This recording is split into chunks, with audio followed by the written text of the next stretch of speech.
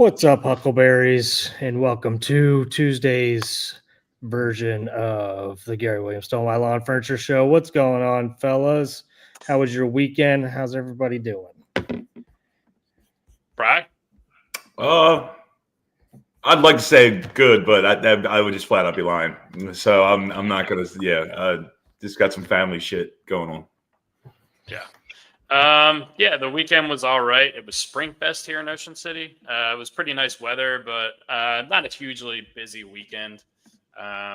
We have a bunch of events coming up, though. It's Cruising Week next week, which is a bunch of old classic cars come down and ride the roads in Ocean City, and then it's Mother's Day, and then we have that big music festival, and then Memorial Day. So we're pretty much in it when it comes to the summer season starting in Ocean City. And we're in it in terms of what's up? In the thick of it. British Raven, great day to be a freaking hat. I saw British Raven got his hat, baby. Hell yeah. We love to hear that. Joe says your nose hairs look great, Brian. Well, he trims them up for you. Yeah, every day for every podcast. Trimming your nose hairs, that is a pain in the ass. Like that little, whatever that razor thing is, it always tickles my face. I'm sneezing all over the place. Oh yeah. Yeah.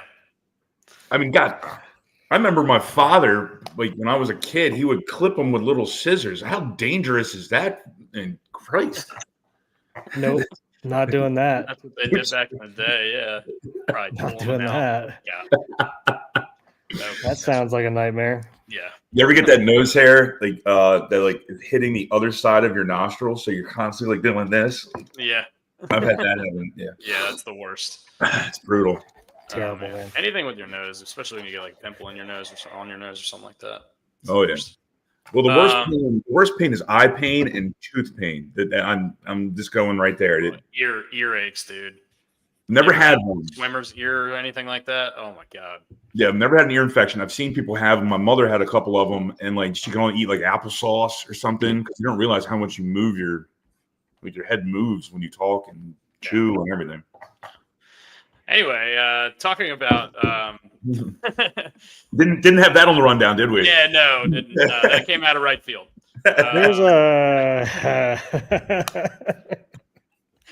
There's a lot of stuff we talk about that's never on the rundown.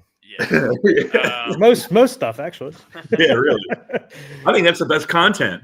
It's shit that just comes out of a random. It's because it's just like us talking when we're sitting at the club or something. British Ravens had 6 ear surgeries. Holy Jesus, shit, man. That's crazy. Yeah, that sounds awful. I get ear infections from time to time. I have terrible sinuses too, so it's just bad news in there every now and then, and it sucks. So I feel for you, British Raven. That's awful. It's not awful. Safety out of Georgia, Malachi Starks. Yeah. What do you guys think about that guy? He's a dog. I love this. The little interview he gave after he got drafted, when he went up and did the thing where he hugged Goodell, and then they, bring him off to the side. And he did a little interview. He just seemed like he was just ready. He looked like he wanted to get in the gym that minute, which I love to see that out of a safety. What'd you guys think about that pick and the draft in general? We can start with the Ravens, and then we'll go broader topics afterwards. Sure. I love the pick. I mean, it allows Kyle Hamilton to roam the deep safety position or in the deep part of the field moving forward. I love that he also can play safety plus slot corner if needed, so he's versatile. So I like the pick for a multitude of reasons. And it looked like, or it sounds like, based on what I've read, that this was a home run pick for the Ravens. They really wanted this guy, and he was there for them. So it looks like it's a win-win for the player, and it's a win for the team. Yeah, I mean, everything I've read is the same thing. Everybody's like, how do the Ravens keep doing this? I mean, and again, I've said this multiple times. I'm not a draft expert. I never know what these guys are going to end up doing. All I can do is go off based off of what the other experts say. But yeah, I mean, everything I'm reading, it sounds like this is just going to make Kyle Hamilton and the whole defense better. So, I mean, how can you not like this pick? I love the pro comp that a lot of people gave him was Brian Branch. We saw him out of Alabama a couple of years ago, plays a lot of nickel corner and plays that safety role for Detroit, and he's been really good for them. So obviously, draft comps aren't always they're not always the end all be all. Obviously, every player is different, and you're going to get out of it what you put into it, and the defense, the scheme matters, and everything like that. But if we can get that kind of player with that value, and that seems to be what everybody's saying, the value. It's just always the Ravens' MO. Just the fact that it the Ravens. Thanks for that little gavel. What was that? What the hell was that? I think that was me. Order for a second. I was laughing at British Raven because he's like, "Does that say pure lube?" No, it's pure lore. Pure lore. Yeah, pure. So British pure. Raven. I don't know if I said this on the pod last week, but I got some of those honey cheese curls downstairs. They're pretty good, man. Oh, they're tasty. I found them the day we were talking about it. Maybe it was 2 weeks ago. And I put them in the pantry, and I completely forgot about them because I had a bag just sitting in front of them. And I broke into them yesterday, and they're pretty tasty, man. They're tasty. Now, are those? Now they have honey, and then they have hot honey. Did you get the hot honey ones, or this regular? I got the regular honey ones. I didn't know there was a hot honey one, but yeah. I'm interested. My father worked for Hers for like 12 years, 14 years, something like that. So I used to have those all the damn time. Yeah. No way. Me neither. Fun fact: my father worked for chip companies for a majority of my life, and he worked for Frito-Lay when I was a kid. He's a spud man. No, he's a spud guy. But my dad used to get some extra cash. He used to be Chester the Cheeto. I haven't thought about Dress that. up in the mascot thing. Yeah, he would dress up in this suit. I haven't thought about that in like 15 years. But that is just Cheeto. Dude, those are some of my favorite commercials of all time. It's Chester the Cheeto, and he's like closes the door on him, and he's like, "We can still see you," and he's like, "Still see you." Yes, we know. I didn't know Joe worked for Tom's Chips either. That's we got a lot of spud around this podcast. A lot of potato guys. God, chips. I just love chips. Royal Farms has people together. Yeah, they really do. Royal Farms has the best chips for me. They have the horseradish cheddar, and it's my favorite flavor of chip I've ever had. And I know that's very niche because British Raven can't have Royal Farms chips, but they're delicious. Yeah. Until he comes to visit. Yeah. Oh man. Yeah. I guess it's hard. It's so hard to transition back to football after we have this conversation. It's really hard. I mean, segues are weird, man. Yeah, Malachi. I mean, we can go back to Malachi Starks. Everything sounds like this was a home run pick and like just a no-brainer. But I mean, I think everybody had us slotted to take an offensive tackle, I believe. But that was probably assuming that Starks was coming off the board, if I had to guess. Maybe. And then after that, I mean, this edge rusher, Mike Green, everybody's saying like he's super talented as well. So I think important to say Mike Green, the second round pick, was off a lot of teams' draft boards because he's got a couple of allegations against him. And I think apparently there were some teams that interviewed him that didn't like his answers when he was asked about that kind of stuff. Obviously, I don't know what happened. I don't want to get into super, super detailed stuff about the off the field issues, but based on what I've heard, as far as talent goes, this is a top 10, 15 talent in the draft class, and we got him at 59. So I think that's it's a really great value. Obviously, hopefully, the character issues don't transition into like his on the field stuff. But he led the FBS in sacks last year. He had 17 sacks.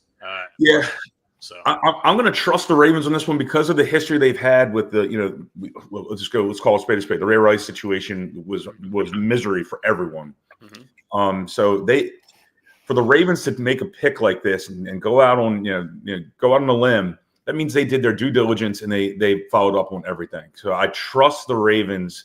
Their investigative tactics because they can't have bad PR based on some previous history stuff. Yeah, I mean you would think, and I mean everything I saw, and I haven't looked like too deep into the stuff either. But I mean they were anonymous allegations, and there's no charges or anything like that. So whoever even made the allegations they were anonymous. They haven't even come forward to bring charges or put their name on it. So who knows, right? I mean, I don't know. But yeah, I mean, they better have done their research on this for them to. I don't love that Dustin said that some of the other teams didn't like his answer to when they asked him about it. So I would love to hear what that answer actually That was. is, yeah. That's concerning. That's concerning. And that has to do with some of the other draft picks. The one guy that we really don't want to talk about too much today, and Shedeur Sanders, like people didn't like his answers and stuff like that. They took him off their boards. Mm-hmm. So the draft is a funny thing. Yeah. And teams can get turned off by really small things too. I think it really depends. Like those decision makers, they see you one way or the other, and you can answer one thing the wrong way, and then they see you a different way. Sure. I don't know exactly how it works. Obviously, I think the Ravens are, like you said, the Ravens have a good history with this, and honestly, usually they have a zero tolerance policy with this kind of thing historically. So I think. I think they would have known if there was something worse that was going to come out or anything like that. But hopefully this stuff is behind him and we can move forward with just the football player. And based on everything I'm reading, the football player is really, really good. The third round pick, the right tackle out of LSU, is a mammoth of a human being. I know at the beginning of the college football season, a lot of people expected that this guy was going to be one of the top tackles taken in the draft, but just didn't really play all that well at LSU this year. According to, I'm not an offensive line talent evaluator, but everyone I've listened to and read has said basically just that he had a bad year, and that's why he slipped to the third round as opposed to, being one of the top tackles taken off the board. But, a massive dude, 6'5", 315. I mean, obviously I think we need offensive line depth. Do you think we went offensive line heavy enough in this draft, or do you think we're kind of piecemealing it together, which is what we always do? I mean, we got what? 1, 2, 3 total, I think. 2 or 3 offensive linemen. 2 tackles and then a 7th round guard. Okay. Yeah, I mean, I don't mind that. I mean, especially since everybody's analysis of this draft was majority of all the offensive line talent is kind of all jumbled together. So you can kind of get that same value in any round after the first round, probably. Yeah. And honestly, I think a lot of it was the same in the first round, is what they were saying. Mm-hmm. So we'll see. Can I talk about the draft in general right now? Yeah. Was this the most unsexy draft in our lifetime? It felt that way. Yeah. Because the biggest storyline of the whole week was a 5th round pick. Mm-hmm. Right? Most people probably don't even know who got drafted number 1. Yeah. Honestly, I mean, how about Cam Ward? You work all your life to be the first overall draft pick, and no one really knows who the hell you are. Who knows even who had the first pick? The team. I love it for him because now he's got a chip on his shoulder. He's got something to prove, right? Everyone's talking about this guy that went in the 5th round. Who they should be talking about Cam Ward. If I'm Cam Ward, I'm pissed. I want to get, I want that attention on me. Or, he could take it the other way and just be like, I like flying under the radar. He likes being that kind of guy. I don't really know. I don't know his personality. I mean, yeah, this draft, and that's the reason why the Shedeur Sanders, I always struggle saying his name, but Shedeur Sanders, that's why he was such a big topic, because there was nothing else really to freaking talk about. Like the 4 or 5 of the top 15 picks or 10 picks were offensive linemen or D tackles. So there's nothing sexy about those positions. So those are the guys you want in the trenches and win you ball games in the playoffs, but they're just not sexy offensive weapons. You're sexy. Yeah. How do you guys feel about the trade with Jacksonville and Cleveland? That one kind of caught me off guard. Me too. I feel like Jacksonville gave up so much. Are they Travis Hunter away from being that good? I don't think so. I mean, you trade in your next year's first round pick. You're kind of pushing your chips in, saying, "Hey, I think this guy's going to turn this franchise and give us a chance to contend in the playoffs." I mean, I don't know. I think this could go pretty poorly. If Jacksonville has another bad season and the Browns end up with 2 top 10 picks next year because of this, I don't know. It's risky. Brooks, what do you think? Yeah, I mean, it seems like the Browns, when they traded that pick, have decided to punt this season for next year. Yeah. Because I mean, they could have had both Shedeur and Travis Hunter. Well, any team in the league could have had Shedeur. Well, fair, but I mean, they could have had Travis Hunter too, and everybody like going into the draft, people were like, okay, I think nobody expected him to get out of the top 10 picks or 20 picks, probably. Well, does it surprise you that the Browns would decide to punt this season, given the quarterback situation and the cap hell that they're in because of it? No, it doesn't surprise me. It doesn't surprise me at all. I mean, they're starting to feel the ramifications of the Deshaun Watson trade, not the money, but the loss of all those picks. You're starting to see guys age at various positions, and they didn't have the draft capital to go ahead and refill those positions over the course of the last year. Yeah. Now, I mean, I get why they made the trade with Jacksonville. It totally makes sense. Did Jacksonville probably overstep? I would agree. I mean, he better be an all-world wide receiver and an all-world DB in order for what they gave up. That's my biggest. Yeah, I agree with you. He better be a organization-changing type talent, which he might be. Who knows, right? I mean, yeah. Who knows? I don't want to sit here and say that he is or he isn't, because I hate doing that, and I hate the comparison when you do, like, oh, this guy could be Jerry Rice. Like, let's not compare these kids to Hall of Famers. It's not fair. One of my biggest first round takeaways here was the Falcons trading up in front of us, giving up their second round pick, their first round pick next year, and basically moving up 20 spots or something like that to get this dude, Pierce Jr. I think. It made me think they were trading up for a quarterback, because usually you only see those kind of that kind of trade value coming back if you're trading up for a quarterback. Yeah. Right? So I'm glad you brought this up, Brooksy, because I was going to bring it up if you didn't, and it made no sense, and they're getting roasted for this. And the Falcons being the Falcons again. This guy he's got some stones, and he better make sure that he can throw those stones at people, because he might not have a job after the next year. Penix better play well next year too. I know you got your Kirk Cousins deal, you got the Michael Penix draft pick, you got this trade up. You have no more draft capital next year, really. I mean, you have a third round pick, great. So this guy, their GM, I forget his name. He's in hot water. I mean, come on, an edge rusher. I mean, and people said he was like a second round talent. And they traded back up in front of the I know. It makes you think, like, and were the Ravens going to take him? Is that what they were worried about? Were we really going to take him if Malachi Starks was still there? Did we dupe the Falcons? I don't see it. I really don't. I think they didn't need to trade up to get him. unless they were blocking some other team from trading up, and I mean, but I just feel like it was so much to give up. Like, if they gave up a second next year, like, yeah, maybe we're still talking about this, but like, it's more reasonable. Giving up the first, that's tough, especially with I don't think the Falcons are that good. I mean, they could easily get top 10 pick again. Go to the Browns. Go to the Browns and say, I'll give you a first round pick for Myles Garrett. Like, yeah. What the fuck? Give you your next 5 first round picks for Myles Garrett, because you can't use it correctly anyway. You could have gotten Myles Garrett for that same amount of what they gave up to get James Pierce Jr., who better be a Hall of Famer now, right? I mean, and I just don't get it. Yeah. Well, look, I think there's a stat. I don't have it on hand. I know it's something like they haven't had a guy have 7 or more sacks in like 5 seasons or something like that. They haven't had one singular player. Really? Yeah. They've been really struggling. Nobody gets sacks in Atlanta.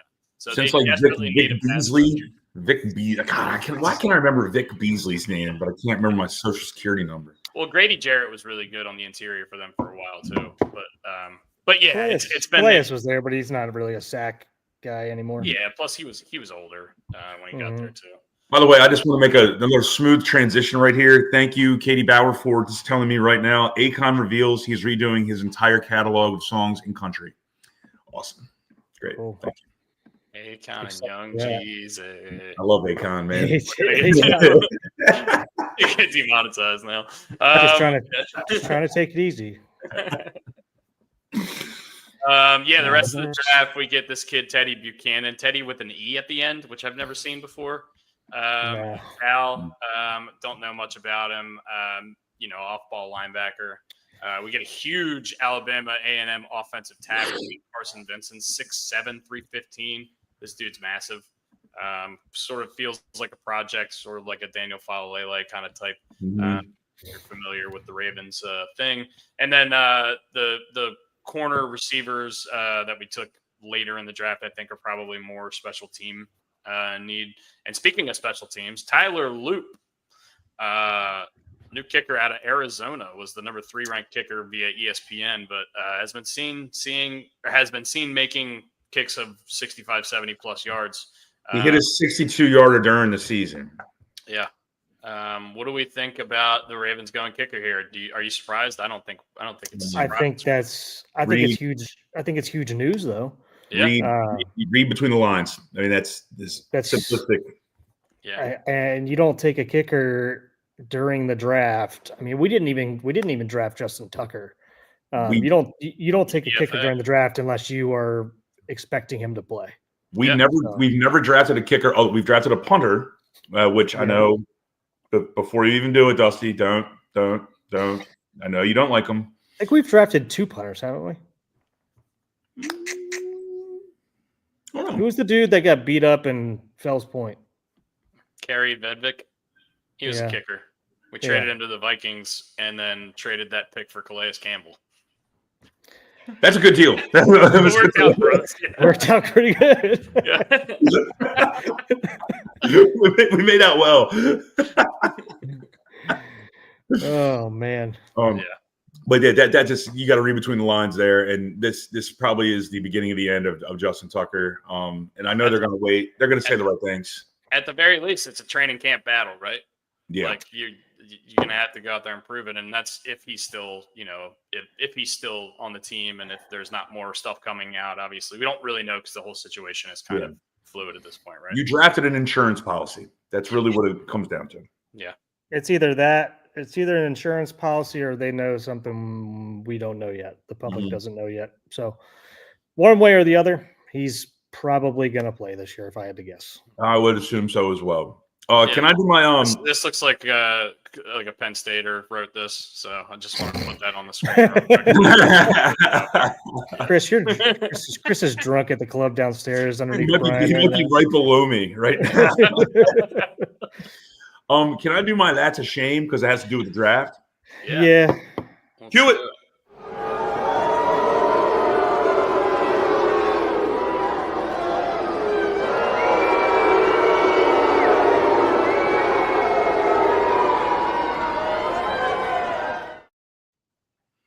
All right, boys and girls, my that's a shame for this week is the young man who was doing prank phone calls to Shedeur Sanders and saying he was going to get drafted by the Atlanta Falcons.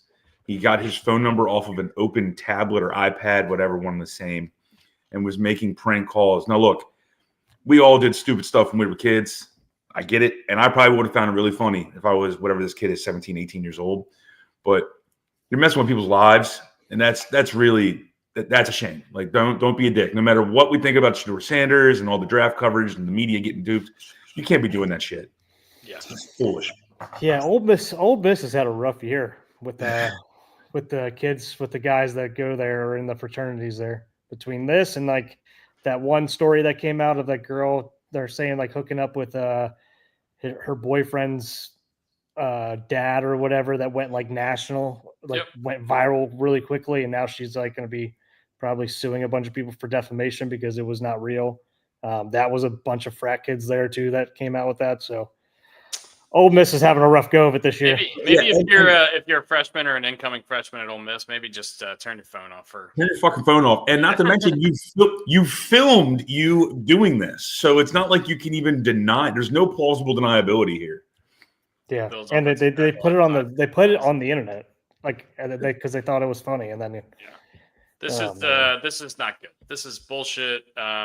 These kids have worked their entire lives to get to where they're trying to go, and there's no guarantee that their name's gonna be called. And I'm sure, especially once you get into the 5th, 6th round, you really start wondering: is it really gonna be like? Am I gonna make it? Am I gonna have to go do something else? And doing that kind of thing, that's really a piece of shit move. Plus, a lot of these guys have cameras on them, so like when this Yeah. stuff is happening, that's and their families are around them. Like there's too many dynamics, or too many variables going. Too much shit is going on for you to do something really dumb like that. I wish Sanders could actually go to this guy's house, punch him in the face. Yeah, and I get it. I mean, kids make mistakes, and I'm not like, am I really surprised that this is the first time it's happened? It's probably happened in the past. I think I saw Ryan Fitzpatrick post something recently that he had something happen a few years back when he was still in the league about contract stuff or something. Mm-hmm. But yeah, like it sucks.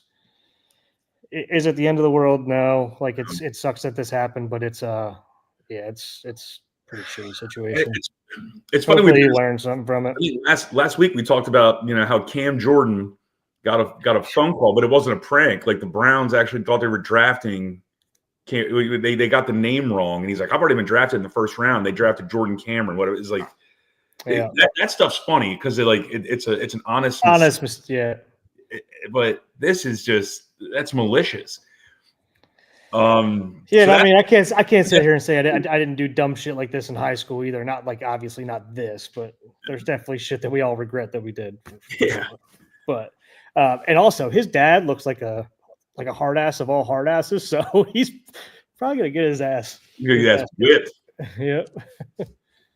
Oh man, yeah, that's my that's a shame. I don't know if you guys have your that's a shame for the week, but mine had to do with the draft, so I just wanted to get it out of the way. My that's a shame is just the media coverage, and we talk about this as a problem all the time of just the way that media coverage is going in sports. I just feel like, why have we heard more about this kid who's a 5th round pick, who's the 4th string quarterback on the Browns, as opposed to the guy who got drafted number 1 overall by the Tennessee Titans? I feel like 90% of people, if you don't care about the NFL, you probably don't even know who the number 1 pick is. The only thing you know is that this Shedeur Sanders kid didn't get taken. And I think that's a problem. I think it sucks for Cam Ward. He's worked his whole life to earn that spot. And he did. He was the number 1 overall pick in the NFL draft. And he's getting basically no recognition. You're not hearing anything about how Tennessee's potential offense is going to be, what kind of weapons they put around him. Does he have protection? Do you know anything about the Tennessee Titans? No. You know that the Browns took this quarterback. Be a good thing, though.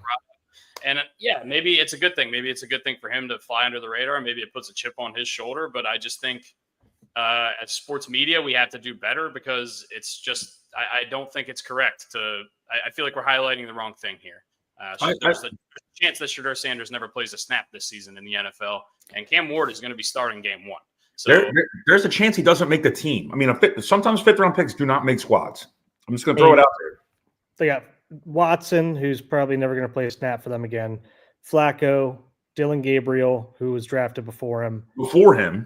Shedeur, and I think there's another one I'm missing. Kenny Pickett. Yeah. Mm-hmm. So 5 quarterbacks are not going to make this team. So no. But I mean, they do have a little bit of capital there built up, that if somebody's in need of something for a season, then somebody might take a flyer. So speaking of Penn State sucking, how about Tyler Warren not being the first tight end off the board? I know. That surprised the hell out of me. I was shocked when I heard Colston Loveland go at 10 to the Bears. Yeah, it sounds about right. And Warren went 14 to the Colts. I couldn't believe it, honestly.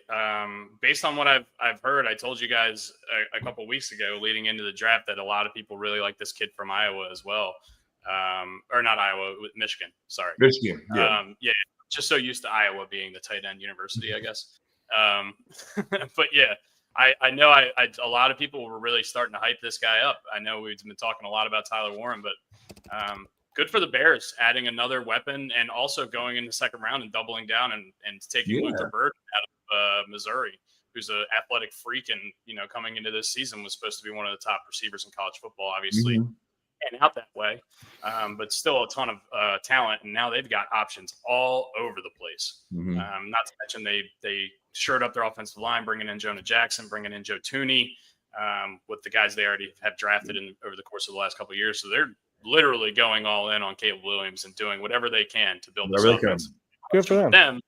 And I agree with you. Good for them. And they bring in Ben Johnson, who's an offensive genius, offensive guru, supposedly. My problem with them is what's going to go on with the defense, because the defense wasn't great last year. That every team in that division is good. So it's going to be tough to hang in games, right? And we'll see if their offensive line is actually going to pan out. So, I mean, I know they've went after got a couple guys to hopefully make it a little better, but we'll see how they actually end up playing.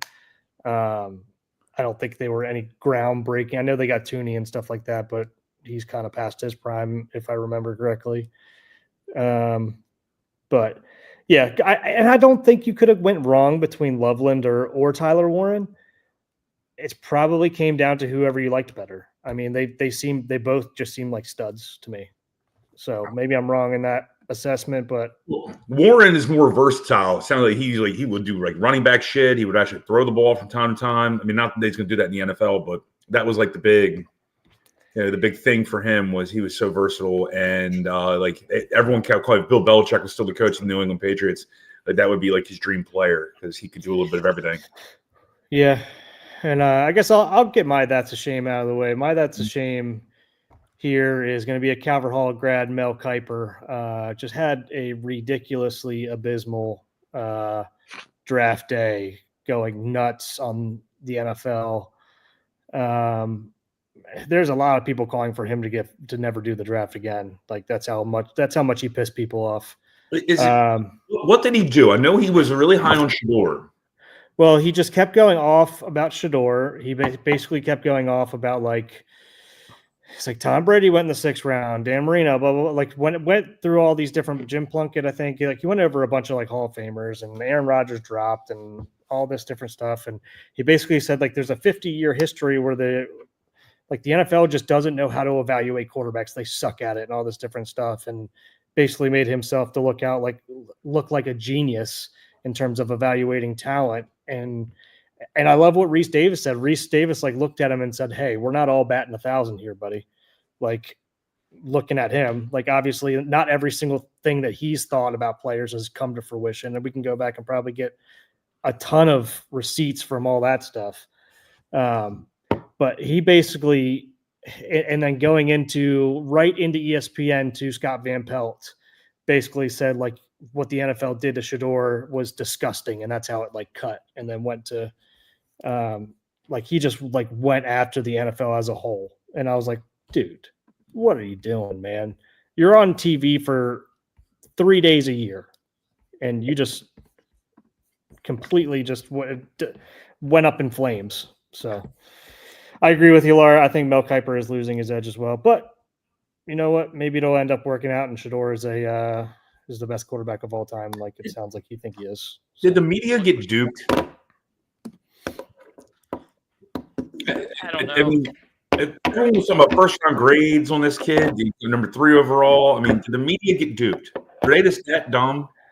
And this team takes all the time? I think a lot of teams were just looking at it like if you had a backup quarterback grade on the kid and the amount of media buzz that he's going to bring, I think a lot of teams just didn't want the distraction straight up. And it's not worth it for a backup quarterback or, maybe even, not even a backup quarterback in that situation.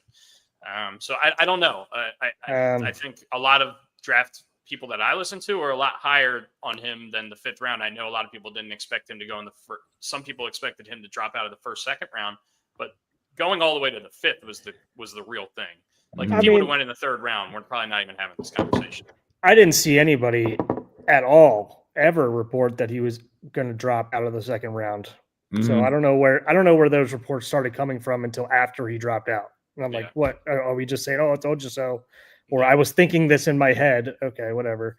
I honestly think there's a lot of stuff coming out about how bad his interviews were and how much and whether they're true. I don't know if they're true or not. I don't know because they're saying they're coming from GMs, executives, coaches. And I don't know how true all of it is, but if they are true, then I don't blame them. Why would you want that? I don't know. I don't know if they're true, so I shouldn't keep speaking on it, but yeah. The draft is full of a bunch of people that have revisionist history, and they want to just tell you how they thought about it, even after the fact when they were wrong. They want to tell you, well, I was thinking this. Good for you. That's awesome. I was also thinking about playing different numbers in Keno after I lost. So, just the draft frustrates me, and also all these stupid mock drafts. It's already like early mock drafts for next year. It's like, and then what I also love is all these draft grades. Yeah. And we've talked about it. Pelt talks about that all the time. It's his favorite thing. He's just like, you don't fucking know. You don't know. You don't know. And I go back to the same thing every time. It's when the Lions drafted Jahmyr Gibbs, Brian Jack Branch, Campbell, Brian Branch, and Sam Laporta, and they gave them an F. And now they're like an A+. Yeah. So it's like you don't know what the hell is going on. You got you can't get a draft grade until 3 years later. Yep. Like you could say like what you expect them to be. Like I get that, but yeah, it's that shit's so frustrating to me too.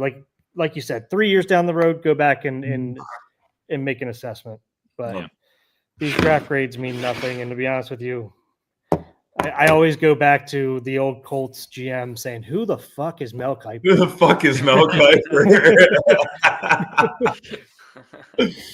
Now, I'll say this: we, myself, Katie, a couple other people, my buddy Roach, we all went to Jimmy Seafood draft party. That was a really good time. Shout out to Jimmy Seafood. Yeah, it was a lot of fun. Some of Katie's friends came. Tara, Emily, Tara's mom. We just had a blast. It was a lot of fun. A lot of good food, good people, good times. Did you stay like the whole first round, or did just everyone, when the Ravens picked, did everyone just kind of disperse after that? Yeah, we stayed. I can't remember if we stayed for the Ravens or not. I don't remember because there's so much commotion going on. They were doing like raffles. They had like an MC going on in between the picks. There's those lulls between the picks and stuff. Yeah. So I can't remember if we stayed for the Ravens or not because I was doing a lot of talking with everyone at the table. But it was a really good time. Oh, yeah. And they had Zay Flowers was there. Did he get a hat? No. He didn't get a hat. I was actually going to get drinks for a couple people at the table, and Zay Flowers comes in, and I turn around, and it was like a tidal wave of human beings were just flocking to him, and like he was basically, I don't think he ever took a smile off his face. He just did this the entire time as people would just come up and take a picture. And that's it. Oh man. I couldn't get anywhere near him. Yeah, I would imagine you can't. Usually at those kind of events, it's hard to get a word in because everyone's trying to just mob them. Yeah, it's probably hard to talk to them and just talk to the Minidakis brothers. It's probably even hard getting to them too. Yeah, John and Tony weren't even there, so they weren't. No. I'm surprised. Unless they were downstairs and weren't up where we were. Yeah. Yeah, I don't know. But yeah, I don't have a ton more on the draft. It was a beautiful distraction from the Orioles sucking ass against the Tigers. It was, and again, it's something that we don't truly know, like how everyone's draft picks are going to be until a couple years down the road.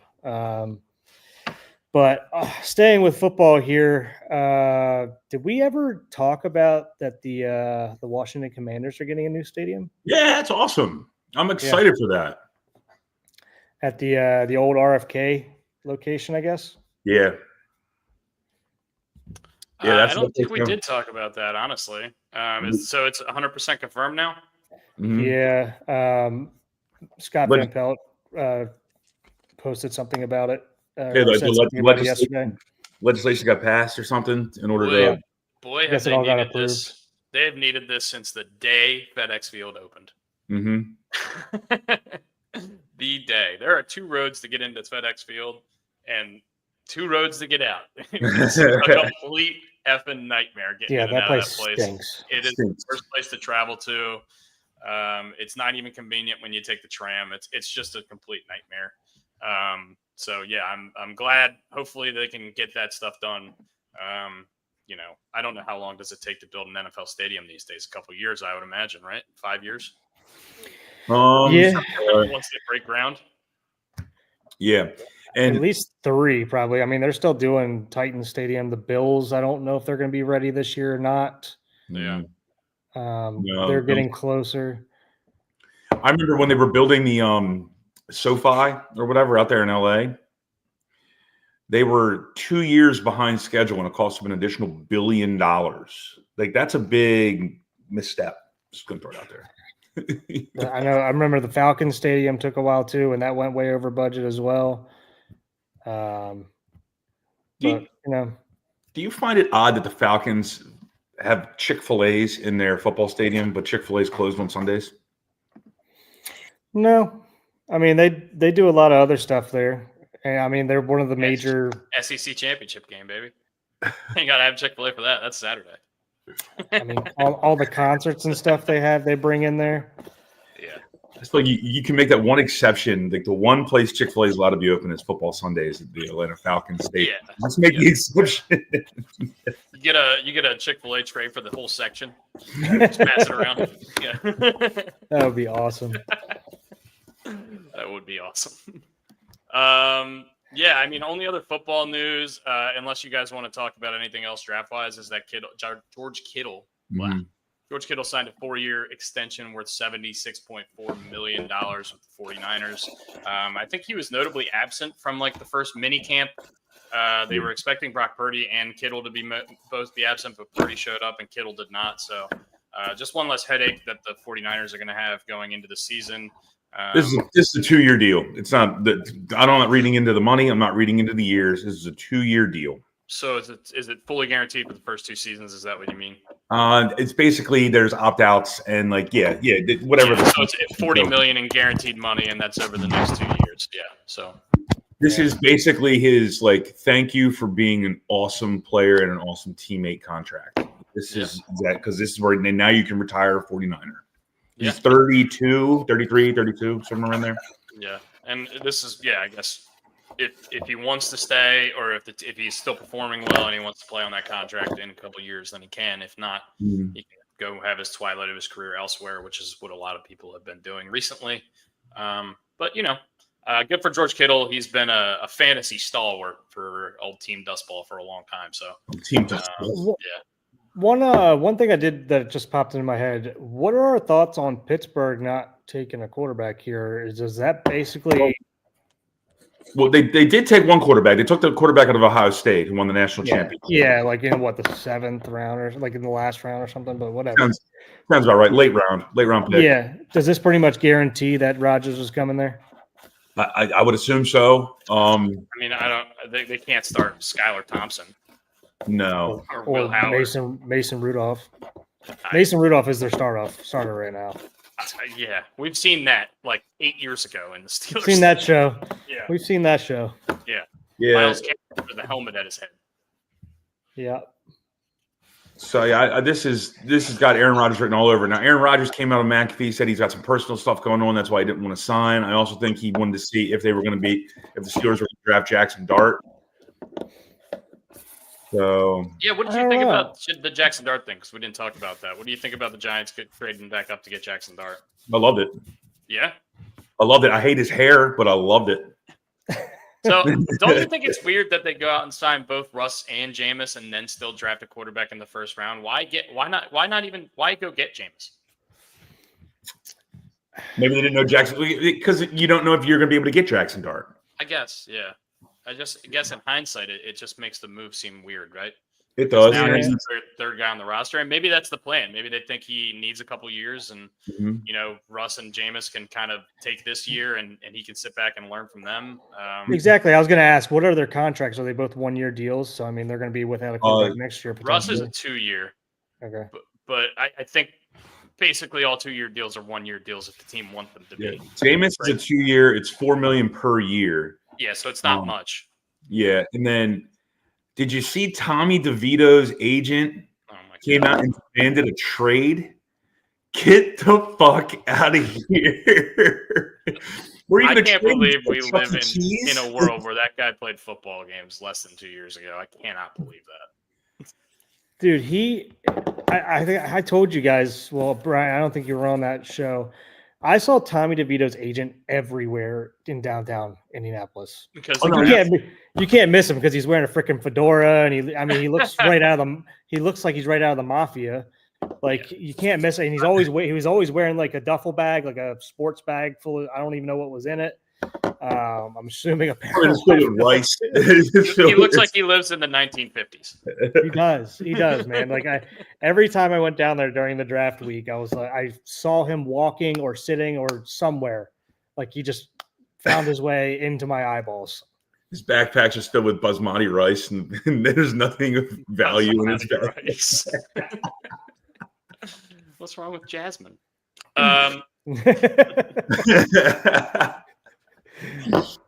But yeah, I don't think Rodgers cares who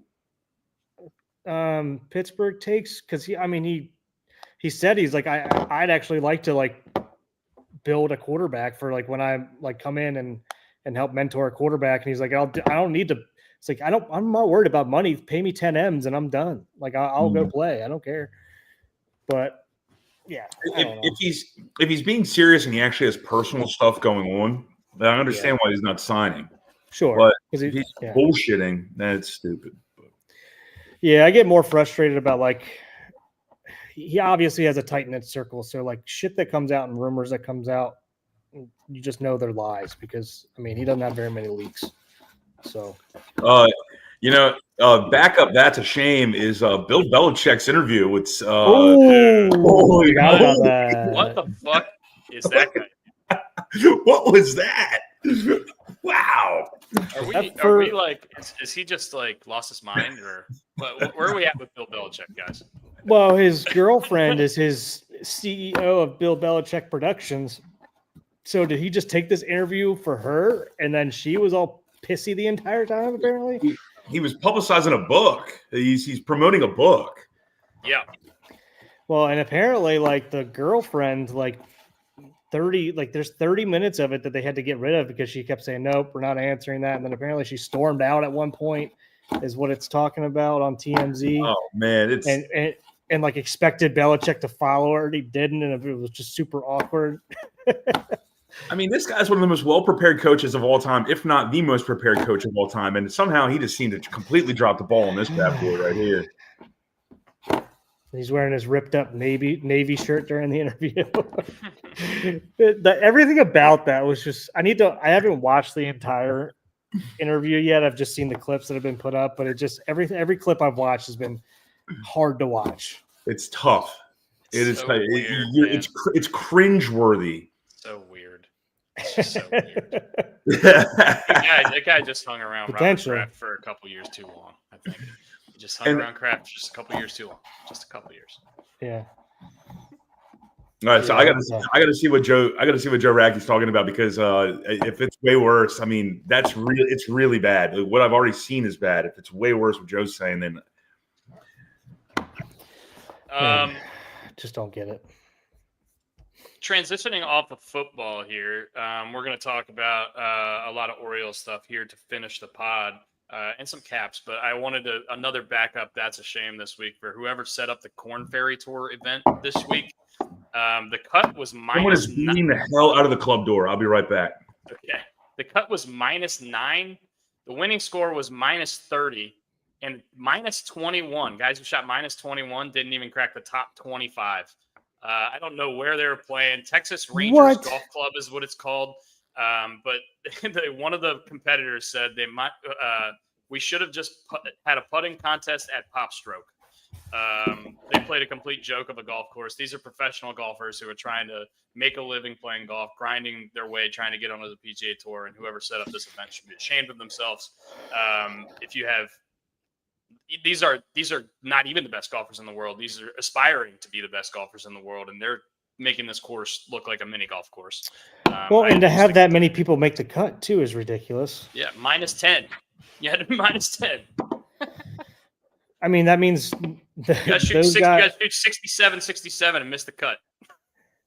Well, not only that, like those guys at the end are making what, $5? Yeah, they're not making much on the Corn Ferry Tour, that's for sure. Well, I mean, if that many people make the cut, there's only so much money to go around. Yeah. It's just a joke. So yeah, don't.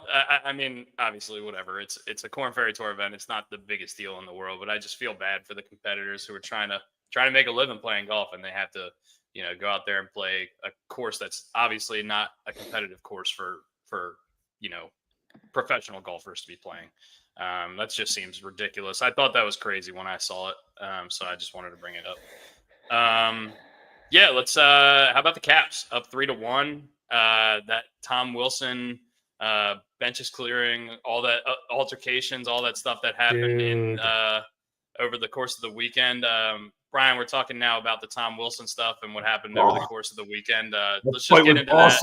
Yeah, what you got? I was at work while it happened, so I didn't get to watch it live. I've been watching. I've seen the replays of it. You guys just you guys lead the way here. Well, yeah, I mean, we saw it.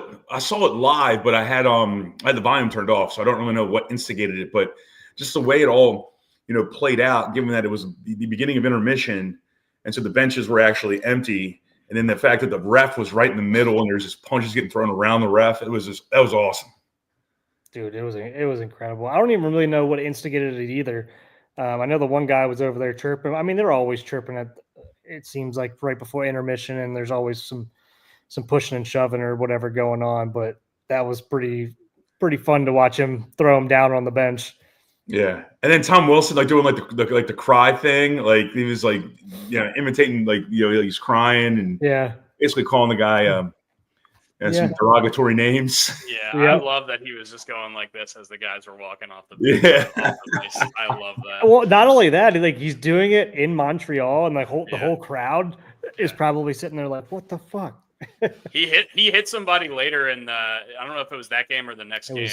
The last game. He hit somebody and then he went up to the boards and smacked on the crowd right in some fan's face. And you like that? The fan just started flicking him off. It was hilarious. Those Canadian fans probably hate that motherfucker. Oh yeah. I would not leave my hotel room if I was him.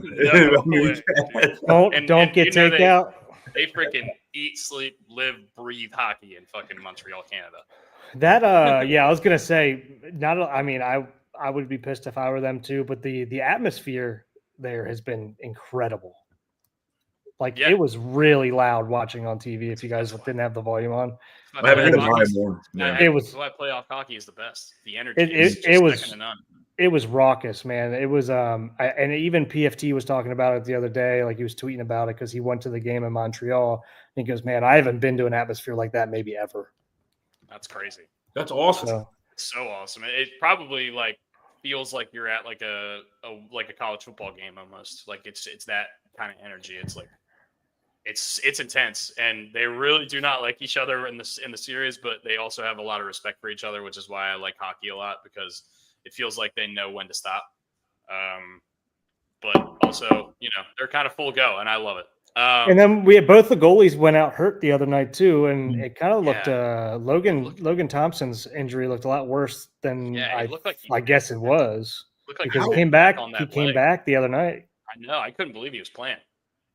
Me neither. I thought he was done. I mean, you saw Chris's text in the group chat the other night. He was like, "Well, there goes the cup," because I think we all expected him to be tore an ACL or something. But I mean, these hockey players are just different, man. They're different dudes, man. And I was I can't remember who told me, and I don't know the years, so this is a terrible stat, but the Canadian hockey team hasn't won the Stanley Cup in 35 years or something. Yeah, since the Leafs won probably in 94, maybe 92. It's been a long time. I can't believe that, given that it's their national sport. Yeah, but I mean, there's a ton of Canadian teams in this playoff, so I mean, the odds are pretty in their favor that they could win it. But yeah, and I think Toronto is wiping the floor with whoever they're playing in the first round too. I haven't looked at the bracket in a couple days, but Winnipeg won the President's Cup over the Caps, so they're probably the best team in terms of points in hockey. Yeah, they're actually tied 2-2 in the Western side with the Blues right now. Mm-hmm. The Maple Leafs are killing the Senators, but obviously that's two teams playing each other, and then the Florida Panthers are killing the Lightning.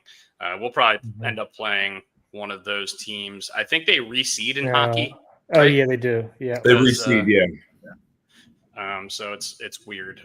So we don't exactly know who we're going to be playing in the next round. It's just the lowest overall seed, I would think, in the East. Yeah, they changed that, like 2 or 3 years ago, something like that. Sounds about right. Yeah. I don't know. Caitlin, my wife, was asking me about like the playoff structure, and I'm like, every No year I idea. have to go. I have to go look every year. I have to go look because I always forget. Like I'm always like stuck in 5 years ago or whatever. But I know they've changed it a couple times over the years, so I always have to figure it out again. Even with like they're all 7-game series. Like I always got to remember that, and how they break up like the home games are always different too. I also, I just have so many random questions today. Like, why is it called the Stanley Cup Final? Not finals, final. I don't know. Semantics. Why is the grass green? Why is the sky blue? Why are boobs good? Why are boobs good? They just are, man. Yeah. They just are. All right. Why do they call it on the left field? You know. Let's transition into the baseball section. And before we get into the Orioles, we had something happen the other day in the MLB that is rarer than a perfect game, and that is a 4-homer game. Arizona Diamondbacks Eugenio Suarez the other day went 4 for 4 with 4 homers, 5 RBIs, and the team still lost 8-7. Only 19 guys in MLB history have hit 4 homers in a game. Man. 24 players have thrown perfect games. You know what? Let's try to name who can you guys name who have hit 4 home runs without looking? I know Josh Hamilton because he did it against the Orioles. Yeah. I know Sean Green did it. Sean Green was the one I was going to reference. Yeah. And, was it Mike Cameron did it or? Yes, Mike Cameron did it. Yes. Yeah, that's true. Wow. Mike Cameron did it, and I know Carlos Delgado did it one time. And I think the most recent guy, if I'm not mistaken, was JD Martinez when he got traded to Arizona and just went fucking berserk for them for the second half of the year. I think he did it that year. But other guys. Anybody else you can think of? I can't think of anybody else. All right, let me pull up all of them real quick. Every 4 home run game in MLB history. JD Martinez. Yeah. Scooter Gannett. I forgot about that. In 2017. That's the most recent. How crazy is that? Same that guy season. was in the league less than 3 years. Same season as JD Martinez, but it's obviously actually no, that's not. It's same season. He did it in September 4th. Scooter Gannett did it June 6th. Yeah. Josh Hamilton, you got the Delgado one. Sean Green, you got Mike Cameron. We got Mike Whitten, 1993 Cardinals. No idea. Bob Horner of the Braves in 86. Mike Schmidt did it in 76 against the Cubs. Willie Mays did it 1961 against a couple of Hall of Famers. Wait a second. Guys, this is odd. Giants. So Willie Mays did it in 1961. The Giants. Oh, never mind. I was looking at that wrong. Rocky Colavito from the Indians against the Orioles. Why were the names back then so much cooler? Like Oil Can Boyd, like is a baseball name from the old days. So a couple others that we. Well, I guess we know all these. Joe Adcock in 54, Gil Hodges in 50, Chuck Klein, Pat Seary, Luke Gehrig, Ed Delante, and Bobby Lowe. Bobby Lowe was 1894. Bobby Lowe, by the way, can you name the team he did it for?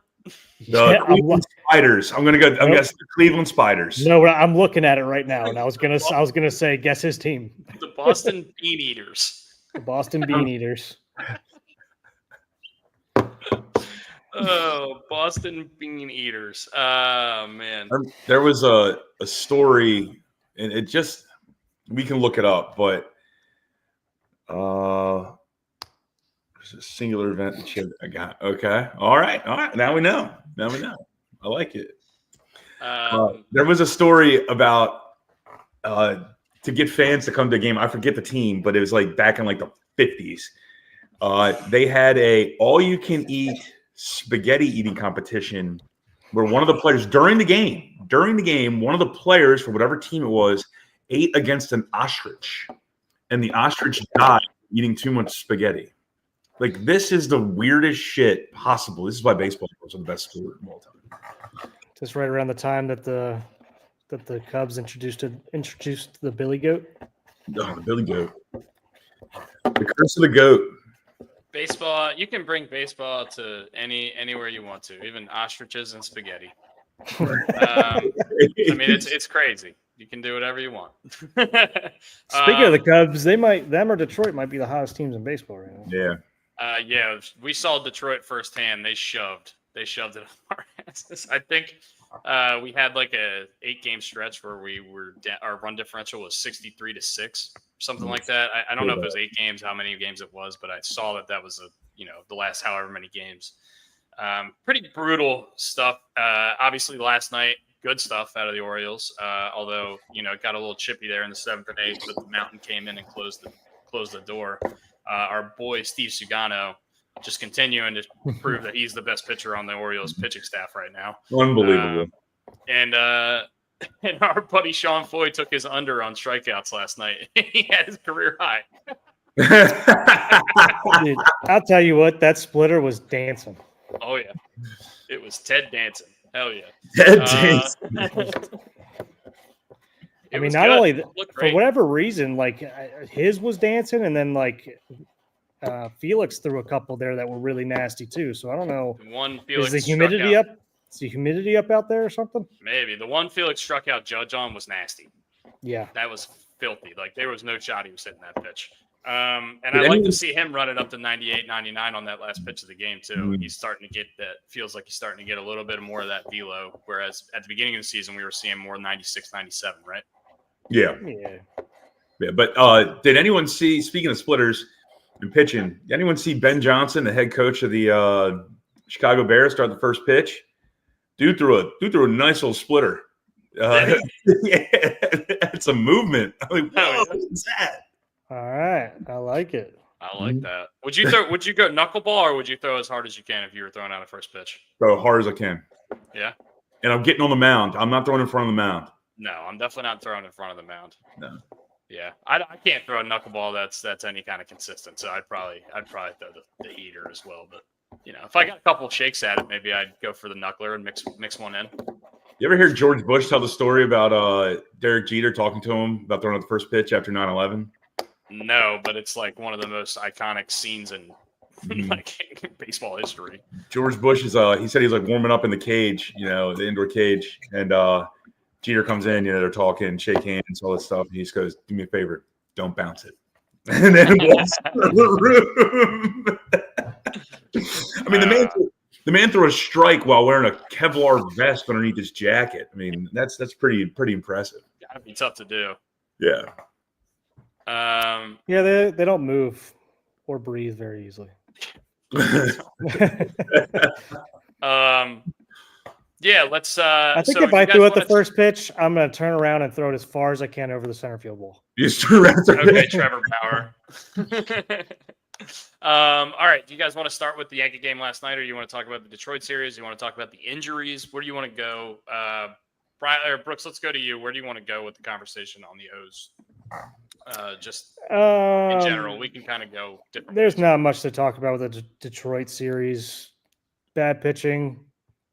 Some of the fundamentals did look a little bit better. I mean, they still do a couple stupid things here and there. Defense was okay, and hitting still's not there. So, I mean, that's really what it came down to. What else do you want to talk about? There's your summary. I mean, that is perfect. Yeah. That is a Spark Notes version of the Orioles. But I will say the Yankee game, I mean, it looked like a different team for whatever reason. And I've been reading on Twitter today that Seti and O'Hearn had a position players only meeting and aired out the airing out of grievances. So that's always good. A lot of problems with you people.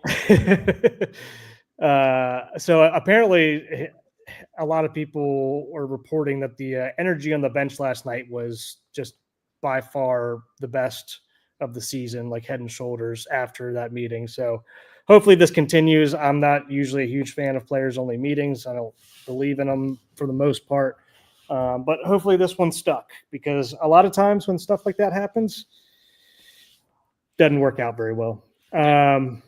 And usually the players that are calling the meeting are saying a bunch of shit, and everyone's looking at them like you're doing the same fucking shit. So,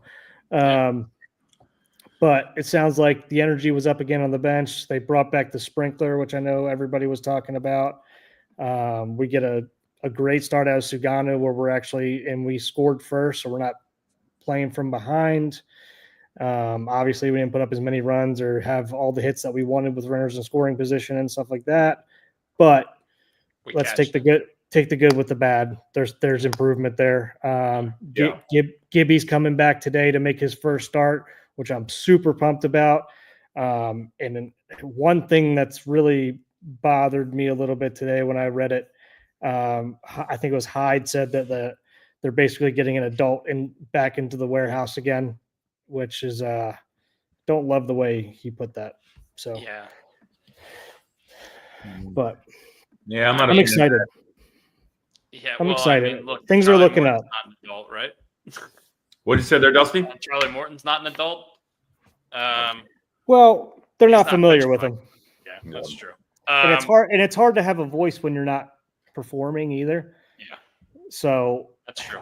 I think I think it's a good thing that he's not trying to be that guy to be the voice of reason right now, because they're all going to look at them and be like, "What the fuck are you talking about?" What did you think of Keegan Aiken opening, for lack of a better term, opening the game, and then Charlie Morton coming in relief the other day? Did you think that was a smart move? Do you think they were just trying to shake things up? What do you think about that? I think it's a shake up. When I saw it, like, I was just like, yeah, why not? Right. Let's try anything at this point. And I even told you guys, I think it was last week on the podcast, I wouldn't be surprised to see Aiken get a spot start here and there.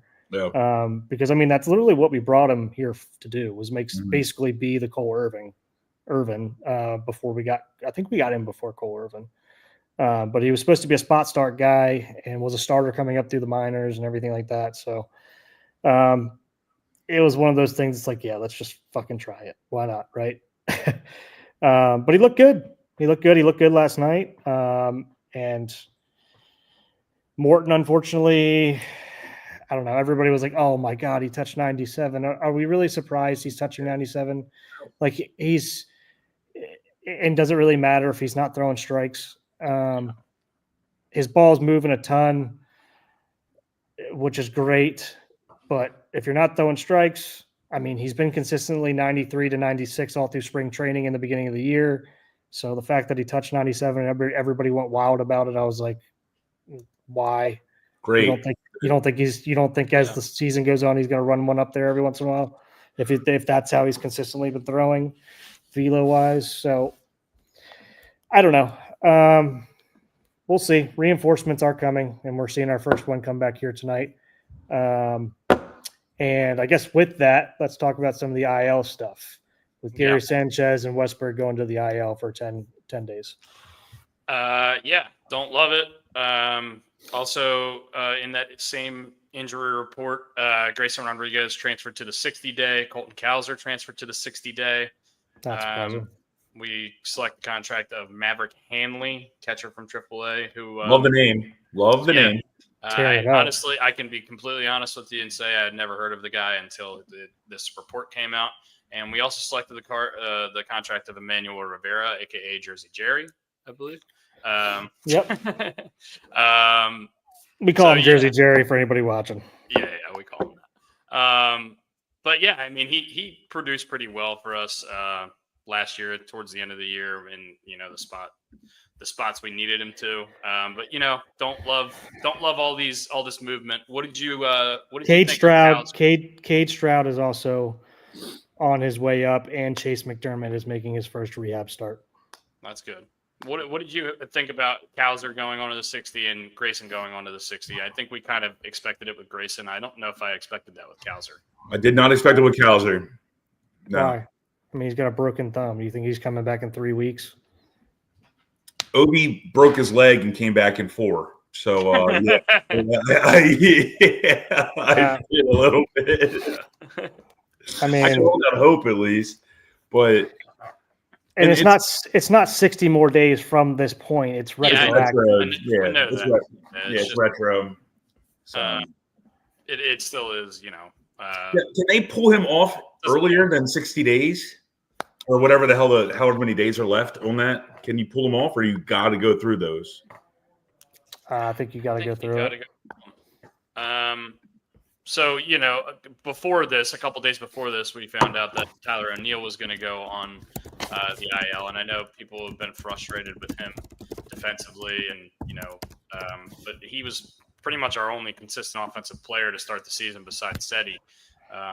Now, obviously, we got O'Hearn kind of going a little bit, and hopefully some other guys can break out of their funks. But, just a lot of guys getting hurt. Just a lot of guys getting hurt. It's been the story of the season so far, other than the pitching staff just really struggling. The starting pitching staff, I should say. The bullpen has been phenomenal, I would say. No, it says you can bring him back early. Okay. There's some restrictions, but. By the way, did anyone just see Delaware Dave's text in the group chat that says Jake Fox, best spring training power hitting catcher ever? Not wrong. That dude was batting like 450. Mateo's 3 for 3 with a homer off Rodon in his career. He's definitely going to be in the lineup tonight. Twitter's going to explode. Yeah, you're right. That's from our buddy Sean Foy, and that's 100% true. Twitter is. Pigtown probably played with Jake Fox. Now that I'm thinking about it. Yeah, probably did. That'd be a good Rick one. Fox guy. Rick Fox. Yeah. Nice. Yeah. Nice. He was Sweetbeat in Holes, if you guys remember that movie. Stanley Yelnats. I don't know why I'm going off on this. Man, look at you going on out of right field here, buddy. Out of center field, man. I don't know where that was from. But yeah, I will say Maverick Hanley has been playing really well, and he has for a while. He's out of Stanford, so I'm actually kind of excited to see him. I think he's also a lefty hitting catcher. Let me see here. No, he's right. He was the guy that we saw in spring training wearing number 98. Okay. Let's see, what's he hitting this year so far? He's hitting 346 with one dinger, 18. I mean, he's 18 for 52, 8 RBIs. So, and he's got a 991 OPS and slugging 558. So take that all day. I mean, who cares, man? Let's see if somebody can provide a spark. I don't know if we have more people in the IL than we have roster spots at the moment, because if there's still an open spot, you have to assume like Mayo is going to be brought up here soon, right? You would assume, yeah. And just figure it. Like, let's see. Like, why not? I guess because the problem is the injuries have been mainly in the outfield and the pitching staff. It wouldn't be infield that would be needing, right? I mean, Westberg gets hurt, obviously, so there's a spot there. But Urias has been playing so well, he's probably going to get most of the reps anyway. I hate to take out Mountcastle out of the lineup in terms of his defense, but he's not hitting. No, he's definitely not, and it sucks because he's in a contract year along with Cedric Mullins. Cedric Mullins is performing, Ryan Mountcastle is not. So yeah, hopefully he's able to turn that around, or honestly, he might be shipping up to Boston, as they say.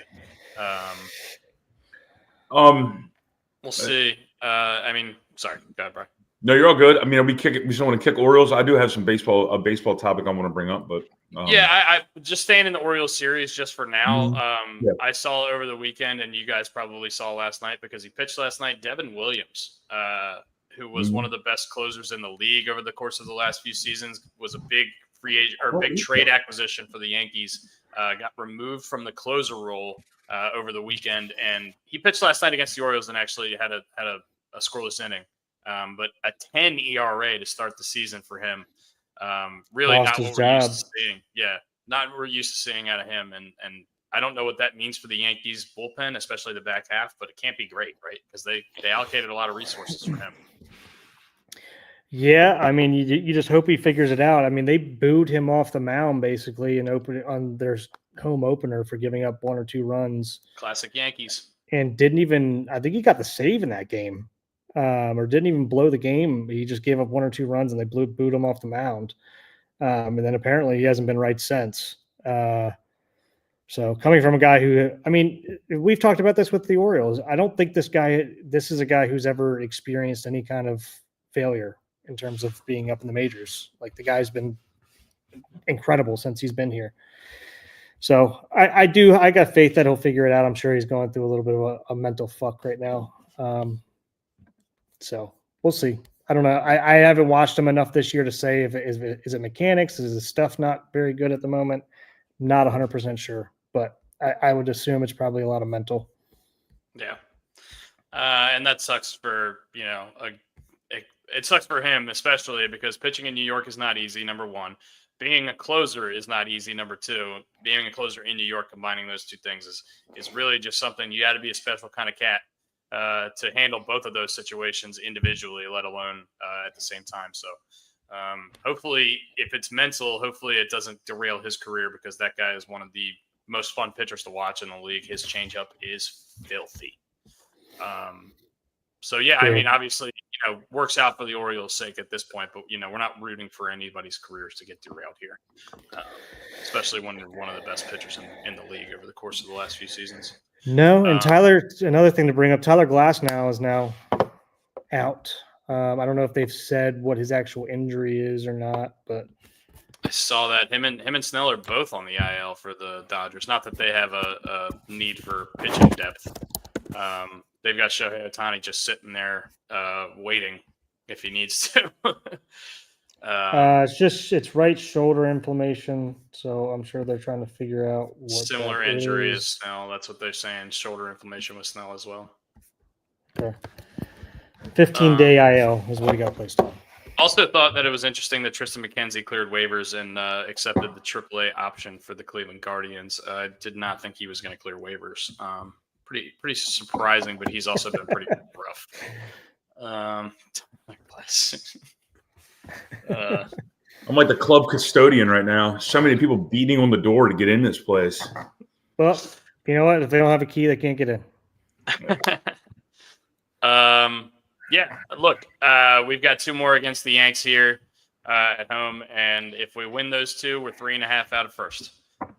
So it's been a complete disaster of a start to the season, I think, for the O's. And, the Detroit series didn't make us feel any better. The Washington series didn't really make us feel any better.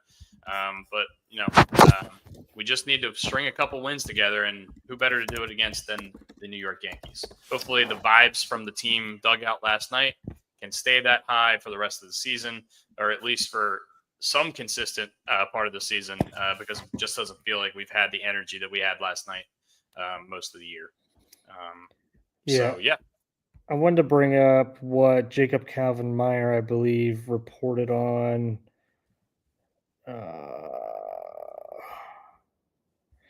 the players only meeting, or the position players only meeting.